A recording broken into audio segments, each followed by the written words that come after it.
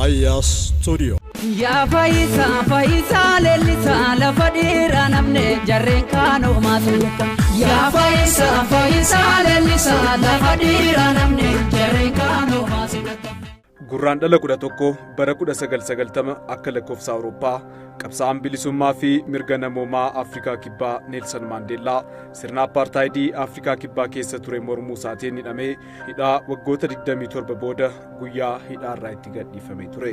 Hidhaa waggoota 27 booda gadhiifamuun Neelsan Maandeellaa taatee addunyaa yeroo sanaa ta'ee addunyaa guutuutti bal'inaan haasa'amaa ture. Gadhiifamuun Maandeellaa taatee addunyaa ta'uu isaatiin guyyoota 10 dura naannoo Oromiyaa godina Shawaa Lixaa aanaa Jalduu keessatti taateen addaa tokko uumamee ture. Taateen gurraan dhala tokko bara 1990 akka lakkoofsa Awurooppaa aanaa Jalduutti uumamee tures maatiin warra Leellisaa ilma dhiiraa argachuu isaanii ture. Ilmi dhiiraa guyyaa kana dhalatee tures akkuma Neelsan Maandeellaa qabsaa'aa bilisummaa fi mirga namoomaa ta'uuf ayyaana jabaa qabaatee kan dhalatee ture. Mucaan kunis atleet Fayyisaa Leellisaadha. Jennoon kee sirrii murannoon kee haqa Oromoo boonsitee nutti goote. Maatii qonnaan bulaa keessatti kan dhalate atleet Fayyisaa Leellisaa ijoollee maatiin isaanii horatan 7 keessaa mucaa lammataa ta'ee dhalate. Fayyisaan ijoollummaa isaatirraa kaasee hojiilee maatii keessatti hojjetaman hojjechuun horii tiksuu fi ergaa adda addaa ergamuun maatii isaa gargaaraa guddate. Umriin isaa barumsaaf akkuma gaheenis mana barumsaa seenee barumsa idilee barachuu eegale. Ijoollummaa isaarraa kaasee dandeettii fiigichaa addaa kan qabu Fayyisaan wayita kutaa 5ffaa barataa turetti televezyiiniin nama dorgommii fiigichaa irratti hirmaatee fiigu arguun kaka'umsa horatee sanarraan gara ispoortii atleetiksiitti seenuu danda'e. Fayyisaan kunoo dandeenye saba kan saadhumu ijaalaalu addunyaatti ibsee warra tattaafattu dhugaa. Atleet Fayyisaa Leellisaa atleetota ispoortii atleetiksii keessa seenanii yeroo gabaabaa keessatti milkaa'uu danda'an muraasa keessaa isa tokko. Umrii waggaa 19 dorgommii fiigicha maaraatoonii Dabliin bara 2009 akka lakkoofsa Awurooppaatti adeemsifame irratti kan dorgome atleet Fayyisaa Leellisaa dorgommicha tokkoffaa bahee injifachuun meedaaliyaa warqii fudhateera. Baruma kana keessa dorgommii fiigicha Jaamin International Marathon irratti hirmaachuunis tokkoffaa bahee injifannoo boonsaa galmeesseera. Waggaa tokko booda bara 2010 akka lakkoofsa Awurooppaatti dorgommii fiigicha Rotterdam Marathon irratti fiigee afraffaa kan bahe Fayyisaa Leellisaa dorgommicha sa'a 2 fi daqiiqaa 5 fi sekoondii 3 keessatti xumuruun atleetii dargaggoo maaraatoonii sa'a 2 fi daqiiqaa 6 gadi xumuruu danda'e jedhamuun seenaa haaraa galmeesseera. Baruma 2010 akka lakkoofsa Awurooppaa kana keessa dorgommii fiigichaa Chicago Marathon dorgomuun sadaffaa bahee xumureera. Fayyisaa Leellisaa amasalisi kichakitee kuma amasalisi leenja gooseen jedhaa amasalisi atilee cuma dhugumaa tokkichakitee. Bara 2011 akka lakkoofsa Awurooppaa dorgommii fiigichaa shaampiyoonaa addunyaa Kooriyaa Kibbaa magaalaa Deegoo irratti adeemsifameen Fayyisaa Leellisaa sadaffaa bahuun dorgommii maaraatoonii warra dhiiraan Itoophiyaaf meedaaliyaa nahaasaa argamsiiseera. Bara 2012 akka lakkoofsa Awurooppaatti ammoo dorgommii fiigichaa Chicago Marathon irratti dorgomuun lammaffaa bahee xumureera.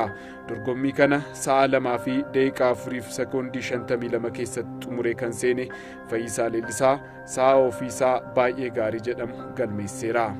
Sa'aan Fayyisaan dorgommii kana itti xumure atleetota maaraatoonii saffistootaa yeroo hundaa jedhamuun addunyaa irratti sadarkaa 1 hanga 10 kaa'aman keessaa atleet Fayyisaa Leellisaa tokko akka ta'u dandeessee ture.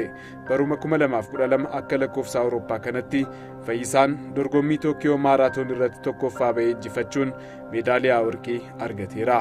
Dorgommiiwwan maaraatoonii walakkaa United Airlines New York City Half Marathon fi Bogota Half Marathon irratti dorgomuunis lameenuu injifachuun meedaaliyaa warqii fudhateera.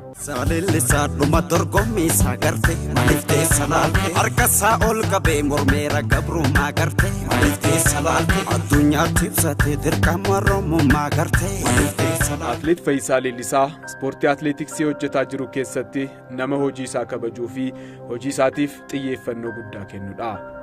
Nama kabaju kan xiqqaa fi guddaa waliin nagaan jiraatudha. Jaalleewwan isaa ispoortii atleetiksii keessa jiran waliinis haala gaariin walii galee hojjeta. Fayyisaa በጣም ጥሩ ሰው ነው፣ ቀና ልብ ያለው ሰው ነው፣ ስራውን አክባሪ ሰው ነው። ለስራው በጣም ታታሪ ነው። ዲሲፕሊንድ ነው፣ ያዳምጣል። ከኔም ጋር ያለን ግንኙነት መልካም ነው በስልጠና ላይ እና እንደማንኞቹም አትሌቶች ወይንም ደግሞ ከዛ በላይ ታዛዥ ነው።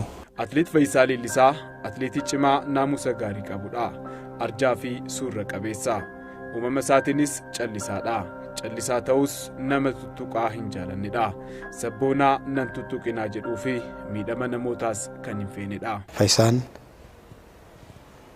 ድሩመራ ጨልቀቤቲን ቁቃማ ሰቡማ ነመቀቡ ቁቃም ቆፎዶን ታኔ ወራ የሮ ከናን ዱራ ሴራ ተሬን ጩቁፈመን ሁንድ ኢጆሌ ኢትዲያቱ መለቃንስ ተዬ ያዳንሌ ተዬ ነማ ገርጋሩ ቱሬ ፈይሳ ሌሊሳ ቹኔ ቱላ ጅሬኛሳ ኦሮሞፍ ጀዴ ነማ ዲሴዳ ኦሮሞፍ ነማ ኦፍ ከንደዳ ኪሻ ሻኬሳ ኦሮሞፍ ተኤ መለ ኪሻ ኦሮሞ ሴኑፍ ነማ ቀብሳይ ምት ፈይሳን ሐርአቶን ታኔ በረረኮሰና ኤኙማ ilmaan oromootiif nama falmaa turedha. Saba kanaatiif Fayyisaan ija keenya ija ilmaan oromooti. Atleet Fayyisaa Leellisaa nama qajeelaa dhoksaa hin beeknedha. Abbaa fedheefis ta'u waan hin taanee fi waan hin malle irratti tole kan hin jennee fi rakkoo argees nama hin dabarredha. ቀጥተኛ ሰው ነው ፈይሳ ማለት ነገሮችን አደባብሶ ማለፍ አይፈልግም። ከማንኛውም ሰው ጋራ ጥሩ ግንኙነት አለው ማለት ሰው የሚመርጥ አይነት ሰው አይደለም። ማንኛውም ሰው ጥሩ ሆኖ እስከቀረበ ድረስ ከዛ ሰው ጋራ መልካም ግንኙነት ለማድረግ ቅን ልብ ያለው ሰው ነው። ከዛ ውጪ ግን ሌላው ፓርቱ ምንድነው ምንም ነገር ለማለፍ አይፈልግም ማለት ቀጥ ያለ ነገር ነው። ያንተ ጉዳይ ስለሆነ የከሌ ጉዳይ ስለሆነ ሳይሆን የማይሆን ነገር ላይ ለምን ብሎ የመጠየቅ ባህሪ ያለው ወላቡቲ ቁጣን ኬኛ ቶኮ ኢንዲኮ ከሰኒ ከሰኒ ስንኩ ጀዳፋ ይሰኒ አርከሳ ወልከቤ ሞርቢ ኦሮሞታ አዱኛ ፍለለቤ Atleet Fayyisaa Leellisaa ispoortii atleetiksii keessatti injifannoowwan boonsaa hedduu nama galmeessedha. Injifannoo fi milkaa'inni inni galmeesse hundi biyya isaatiifis ta'ee dhuunfaa isaatiif bu'aa olaanaa kan gumaachanidha. Olompikii Riyoo bara 2016 Biraaziil keessatti qophaa'e irratti gochi atleet Fayyisaa Leellisaa raawwate seenaa atleetichaa dabalatee seenaa ispoortii atleetiksii keessatti seenaa haaraa yoomiyyuu yaadatamu galmeessee darbeera. Hagayya 21 bara 2016 akka lakkoofsa Awurooppaa guyyaa xumura Olompikii Riyoo irratti dorgommii maaraatoonii dhiiraa adeemsifamaa ture irratti hirmaatee dorgomaa kan ture atleet Fayyisaa Leellisaa dorgommicha sadarkaa lammaffaan xumuruuf wayita sarara xumuraa irratti dhiyaatetti harka isaa ol kaasee qaxxaamuruun mallattoo qabsoo diddaa gabrummaa Oromoo agarsiisuun hawaasni addunyaa dhiibbaa fi cunqursaa uummata Oromoo irratti gahaa jiru akka hubatu godheera. Addunyaan rakkina uummata keenyaa garagalanii akka laalan kan goosise ፈይሳድ ጀቹ ጋፊፍ ዴቢን ቀቡ ጀቻዳ ከራሱ በላይ ለሰዎች ምን ያህል ተግቶ እንደሚያስብ ያሳየና ለሀገሩ መቼም ቢሆን ታሪክ ሲዘክረው የሚኖር ተግባር ነው የፈጸመው ነው በየማስበው። ይሄ ደግሞ የመጣው ከራሱና ከራሱ ውሳኔ ነው። ከራሱ ጀብደኝነት ከራሱ ጀግንነት የተነሳ ነው። ሰባ ከናፍ ሰባ ኦሮሞ አከሱመስ ሰበብ ሰለሞተ በየቲ ከናቲፍ ጅሩ ሳውንደ ደበርሴ ከኖዳን rakko biyya kana keessa jiru rakko dhokatee jiru san addunyaatti nama baasedha.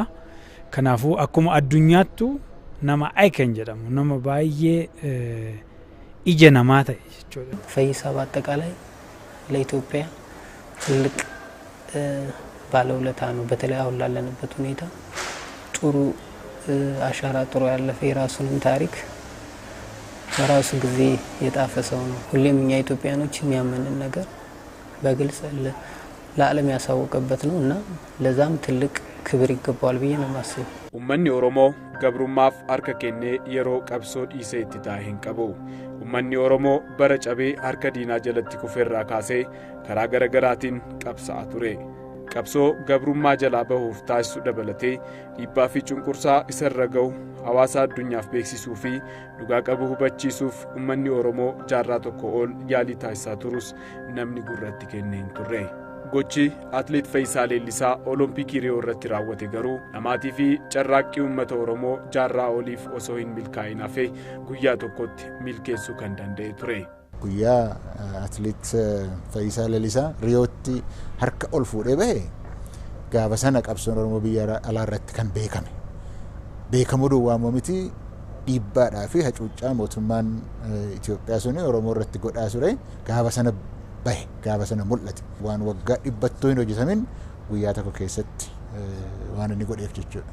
Yeroo gabaabduu keessatti addunyaa kanarratti jijjiirama guddaa nama argisiisu rakkoon kennallee addunyaa bira ga'ee deebi'ee hoggaanuu bira ga'u miidiyaan addunyaa hundi waan san kaasanii hoggaa gabaasan hoggaa irratti hojjetan rakkoon sun baatee nama hunda bira geette nu illee akka sabaatti akkuma akka saba cunqurfamee qofatti odoon ta'in akkuma sabaatti addunyaa kanarratti ilaalchi namni nuu qabu akka jijjiiramu akka nu beekan godhuu keessatti ga'ee guddaa waan taphateef akka nam tokkotti baay'een itti boona baay'een kabaja. Uummanni Oromoo boohaa dhiigaa cabaa hidhamaa dararamaa ari'atamaa ture bara baay'ee. Iyyannoos dhageessifachuuf yaalii adda addaa godheera. Gochaan Fayyisaan garuu nama tokko ta'ee Riyoo irratti godhe namni miiliyoonni baay'een walitti qabame waan inni gochuu hin dandeenye tokko kutannoodhaan jaalala ummataatiin qabamuudhaan kaayyoodhaaf aarsaan barbaachisaa dhufu jedhee meedaaliyaallee yoo narraa fudhatan sababii seera ispoortii cabseedhaan narraa fudhatan yoo mootummaan kun na ari'atee biyya alaatti na miidhe naa miidhu jedhee riskii fudhatee gochaa gootummaa guddaa godhe saba isaaf oolmaa guddaa oole haala dhagahameen beenneen dhimmi saba keenyaas mormiin uummata keenyaas gidiraan uummanni keenyatti jirus addunyaan akka baru godhe jechuudha. Atleet Fayyisaa Leellisaa Olompikii Riyoo irratti mallattoo qabsoo diddaa gabrummaa Oromoo agarsiisuun hawaasni addunyaa rakkoo fi gadadoo uummata Oromoo irratti gahaa jiru akka hubatu godheera. Kana malees dorgommii kana irratti lammaffaa bahee meedaaliyaa badhaafamee ture. Yaadannoo qabsaa'ota qabsoo kana keessatti wareegamaniif akka ta'u jechuun uummata Oromoof dabarsee kan kennu ta'uu waadaa galee ture. Meedaaliyaa kana warreen qabsee Oromoo jalqabanii haga har'aatti wareegamanii iddoo kanaan ga'anii fi kan gara fuulduraaf wareegamuuf jiranii fi isin yoo tokko taatan gara fuulduraa yaadannoo keessaniif gaafa Oromiyaan bilisoomte muuziyeemii Oromiyaa keessa akka ta'uuf kennaa isiniif kenna. Akkaataa waadaa galii kanaanis meedaaliyaa Riyootti badhaafame san uummataaf dabarsee kenneera. Meedaaliyaan sunis kan kennamuuf uummata Oromooti. Uummata Oromoo qabsoo kanarratti aarsaa ta'an kan maatiin isaanii jalatti wareegame kan immoo gara fuulduraatiif illee wareegamuuf jiraniif akkasumas immoo quuqama Oromummaa kan qabaniif yaadannoo akkanaa ta'uuf akkasumas immoo meedaaliyaan sun muuziyeemii Oromiyaa keessa taa'ee Oromoo hundi akka ilmaan isaa itti dhabeessan akka waan bakka bu'ee danda'eet yaadannoo ilmaan isaaniitiif dhaqanii akka daawwataniif kennaan kun kan ilaalame. Meedaaliyaan Olompikii Riyoo atleet Fayyisaa Leellisaa uummata Oromoof dabarsee kenne kun dhaloota dhufuuf seenaa dhaalchisuuf kan gargaarudha. Kennaan kunis meedaaliyaan kunis yaadannoo dhaloota dhufuuf akka ta'utti muuziyeemii keessa taa'uuf deema. Dhaloonni dhufu hundumtuu waggaa 20-30-50 dhibban har'aa duubatti deebi'ee seenaa Fayyisaa Leellisaa hojjete kan akka inni yaadatu godha jechuudha. Atleet Fayyisaa Leellisaa meedaaliyaa Riyoo irratti badhaafamee uummataaf dabarsee kennuun waadaa galee ture dhugoomseera. Kana malees atleet Fayyisaan maqaa isaatiin dhaabbata faawundeeshinii Fayyisaa Leellisaa jedhamu hundeessuun hojii bal'aa hojjechuuf kaayyeeffateera. Faawundeeshiniin kun dhimmoota ijoo sadarratti hojjechuuf kaayyeeffatee kan hundaa'edha. Isaanis ispoortii, mirga dhala namaa fi hojiilee namoomaati. Fayyisaa Leellisaa faawundeeshin kan jedhamu dhaabee Agarbina gargaaretti uummata kana gargaare isaan duwwaas odoon ta'in ijoollee maatii harka qalleeyyii ta'an mana barnootaa bakka manni barnootaa illee rakkina qabutti mana barnootaa illee ijaaree fi akka ijoolleen sun keessatti baratan dabalataanis akkuma ispoortii namoonni baay'ee ispoortiin baay'ee faayinaanshaal nama barbaachisa ijoollee biyya bahuu dandeessu ijoollee bahuu dandeessu gara fuulduraa gargaarsa godhee fi akka isaan fiigicha kana sirriitti fiiganii maatii isaaniitiif biyya isaaniitiif bakka bu'anii akka biyya isaanii bakka bu'anii fiiganiif akkasumas immoo waan fiigan sanarraa argatanii akka isaan maatii isaanii gargaaraniif gara fuulduraa ilaalcha akkanaan qaba jecha. Dhaabbatanii qopheessuuf deemu kana keessatti dhaabuu deemu kana keessatti hirmaatanii haalifiyaan dhaabbata kan hoggaan laalu uummatuma isaanii dhala isaanii akka isaan gara fuuldura guddate gargaaruudhaaf waan deemaa jiruuf na cinaa dhaabbatanii gargaarsa fandiin kun barbaachisuuf akka na cinaa dhaabbatanii dhaamsa dabarsuuf barbaada jechaadha. Atileet Fayyisaa Leellisaa faawundeeshinii dhaabee uummataaf hojjechuuf yaaduunsaa uummanni Oromoo eeggattummaa irraa bilisa ta'ee ofitti amanee akka ofirratti hirkatu gochuuf ni gargaara. Wanni inni agarsiisu yeroo hundumaayyuu mootummaa eeguu yookiin abbaa qabeenyaa eeguutu hin ta'in uummanni Oromoo ofirratti akka inni hirkachuu danda'u gargaara. Faawundeeshiniin waan inni gargaaru namni abbaa qabeenyaa yerootti tole tokko yerootti fakkaate abbaadhumatti fakkaateef maallaqa kennuudhaaf hin danda'a. Faawundeeshiniin garuu ulaagaa qopheeffata. Ulaagaa qopheeffatee waan tokko lama sadii jedhuu isatu ergama kooti jedheeti ka'a. Hojii itti fufiinsa qabu hojjechuudhaaf danda'a jechuudha faawundeeshiniin. Faawundeeshiniin maqaa atileet Fayyisaa Leellisaatiin hundeeffame kun caasaalee isaa diriirsee hojiilee hojjechuuf kaayyeeffate haala gaariin hojiirra oolchee biyyaa fi uummata isaa akka fayyadu gochuu keessatti qaamolee mootummaa fi miti mootummaa dabalatee uummanni fi abbootiin qabeenyaa cinaa dhaabbatanii deeggaruu qabu. Hir'inni qabeenyaa akka hin jiraanne, hir'inni humnaa akka hin jiraanne uummanni keenya hojii eebbifamaa inni jalqabee kee kana akka inni galmaan ga'uuf gargaarsa yaadaatiin kaasee gargaarsa maallaqaa fi meeshaalee adda addaas illee yeroo barbaachisutti ibsamuuf deema gochuudhaan kaayyoonni qabatee kee kana akka inni galmaan ga'u gochuu qabna jechuudha. Uummanni Oromoo kun nama goota ta'ee gootummaa isaarraas immoo ammas dabaree deebisee gumaacha gochuudhaaf deemu kana karaa hundaatiin gargaaruudhaa fi itti bobba'uun baay'ee barbaachisaadha jedhanii yaadu. Hundi keenyaayyuu Fayyisaa hojiin dhaabatutu nurraa jira. Yeroo inni argame muluudhaan gargaarsa godhuufitu nurraa jira jechaadha. Uummanni keenya fedhii isaa garuu inni gaafateen uummanni keenya hojiin dhaabateetiin akka gargaarullee asumaan jechuu barbaada.